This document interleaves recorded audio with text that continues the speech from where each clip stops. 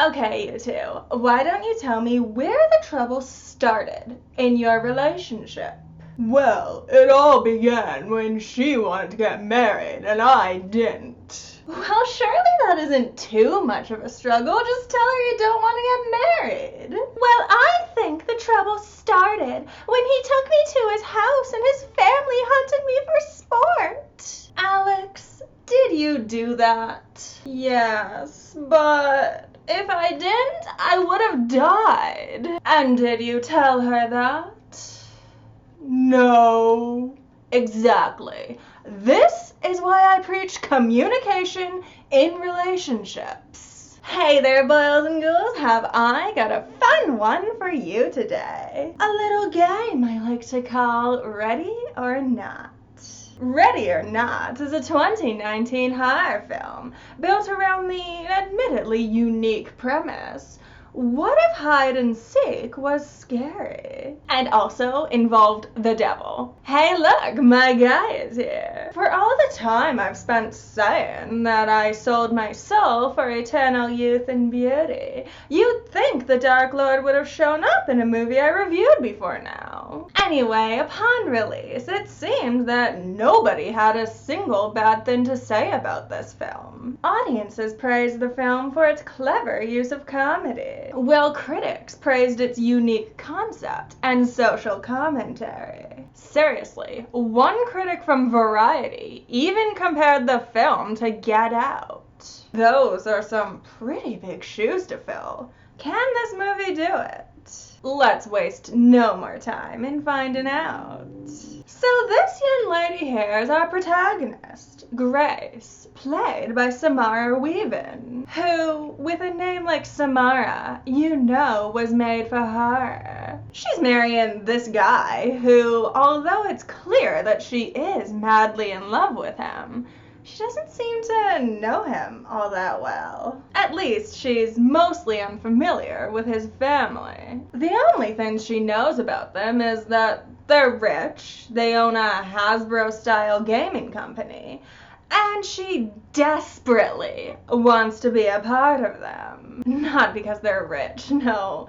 This movie goes out of its way to prove that she's not some morally ambiguous gold digger. She's just an ex-foster child who wants to experience what it's like to have a family. And she's treated with suspicion, constantly accused of things she isn't doing, and eventually, as we all know, hunted for sport. Sounds like a completely normal family experience to me. Seriously, girl, get yourself a new aspiration. Families suck. Anyway, back to the wedding. That night, Grace is all ready to consecrate their wedding vows, but creepy Aunt Helen likes to lurk in the dark corners of bedrooms, so they can't. Instead, boyfriend guy informs her that night that his family has a little tradition. Every time a member of the family gets married, the spouse has to pull a card that tells them the name of a game they have to play. And apparently, there's only one bad card. Yeah, it's weird. Like if Grace had just picked the next card over, they would have spent the night playing Scrabble. But instead, she pulls the hide and seek card. So pull out your crossbows and pitchforks, it's time to start the hunt. Well, sorta. Even after she pulls the card, boyfriend guy still doesn't tell her what's going on. What's the key to a happy relationship? Say it with me, folks. Communication. Also not hunting your spouse for sport. That too. To be fair, boyfriend guy doesn't seem super into the idea either. Instead, he just sorta sits there, sulking, silently resigned to the fact that his family is now going to hunt and kill the woman he loves. And that is one part of the movie that I enjoy right off the bat. How do you come to terms with the fact that someone you love intentionally wants to do harm to someone else you love? Could it be? Is this a movie where the boyfriend guy betrays his lover but not out of malicious intent? Just out of stupidity? Is boyfriend guy finally not evil here? Anyway, the thing that tips Grace off to the fact that something isn't right here is when the maid gets shot in the face by one of the family members. Only after that does boyfriend guy finally whisk Grace off and explain to her what's going on. If you've seen a horror movie about a wealthy family before, then you know exactly what's going on. Generations prior, boyfriend guy's family made a deal with the devil. Sorry, I meant Mr. LaBelle. Like it isn't completely obvious who that's supposed to be. Giving them endless riches in exchange for their spouses playing this game on their wedding night. It's very rare for the murder card to be pulled, so boyfriend guy didn't think it was a problem. But once the card is pulled, then the spouse must be hunted, caught, and sacrificed to Mr. LaBelle, who appears to have a thing for satanic imagery for some reason.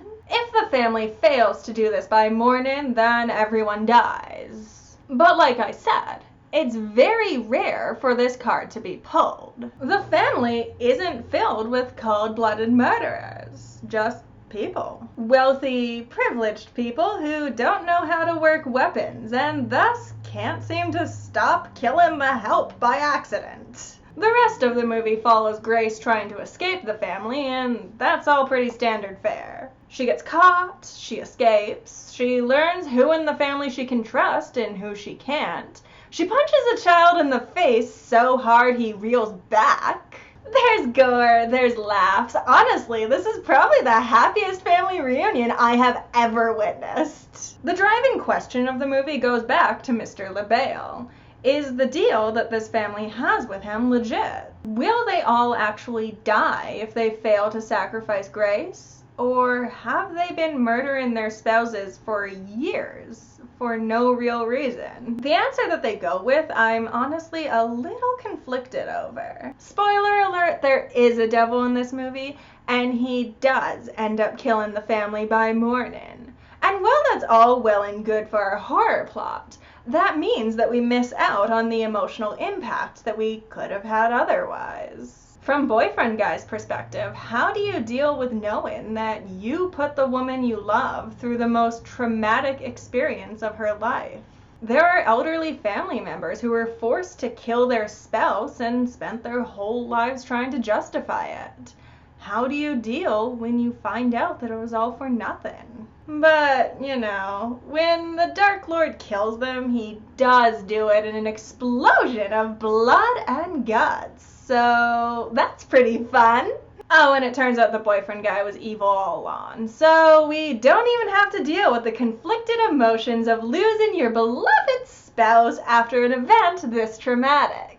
God damn it! When am I gonna get my cute horror love story? Honestly, I don't know if I see this movie as being quite as insightful as the critics say. Sure, the rich people are the villains, but that's kind of a common horror trope by now. Think right back to Gothic horror, to the Castle of Otranto that was written in 1764, or to Dracula even. The idea that the 1% are corrupt and taking advantage of poor, innocent foster children is kind of a tale as old as time at this point. That isn't to say that the message isn't political. There's a reason why it's pervaded this long, after all. It just means that the message isn't original. And outside of the family being really bad at killing people, or really good at killing the wrong people, I don't see this movie saying anything new or insightful. It's all pretty predictable once it gets started, as much as the movie opens up trying to make you think that it'll play with the tropes. There are worse things than being predictable, though. A lot of really enjoyable movies are. If I do have one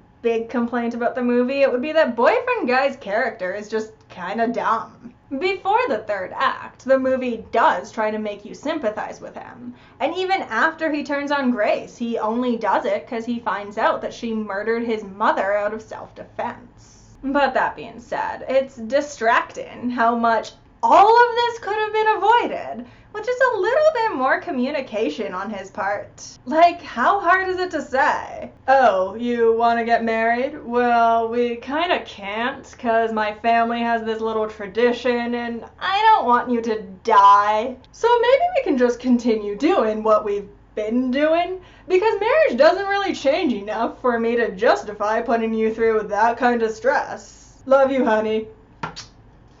Honestly, if he had just sat her down and talked to her about this, the whole thing could have been avoided. But that is a small complaint. Overall, the movie has some pretty good gore effects, some great acting, and some pretty funny jokes thrown in here and there. I'm not gonna say that it won't make you think. Clearly it will for some people. I'm just saying, don't go in expecting it to.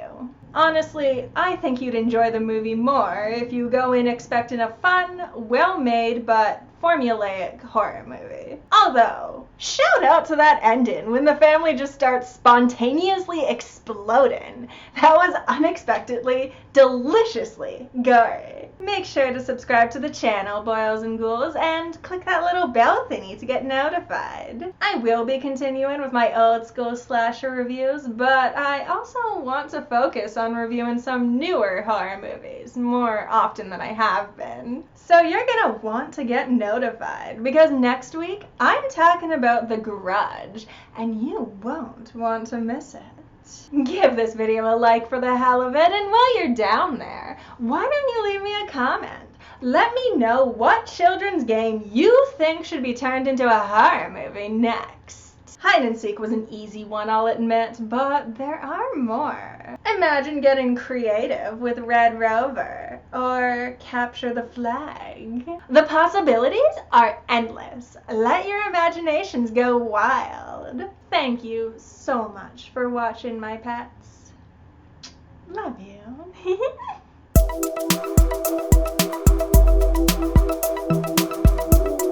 Hey there, boils and ghouls.